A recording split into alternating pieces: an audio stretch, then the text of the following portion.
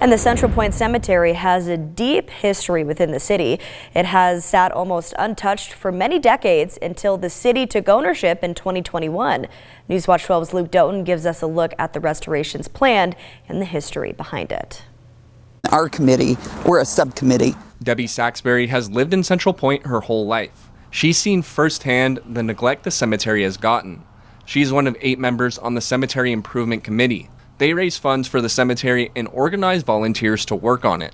Debbie told me that the cemetery committee wants to do more than just restore the beauty that the cemetery once had. They also want to preserve and educate about the history of Central Point and the people buried right here. We're at one of the plots here. He was the very first gentleman, Mr. Magruder, that was started the first mercantile here. So we have a lot of history in this park.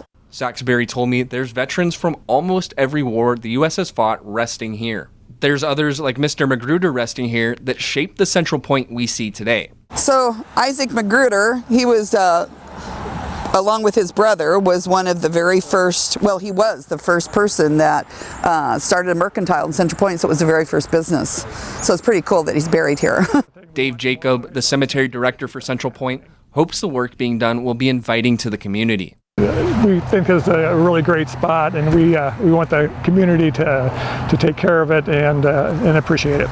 And the Cemetery Improvement Committee is looking for volunteers. If you're interested in helping maintain the cemetery, you can email Jacobs at the email you see on your screen.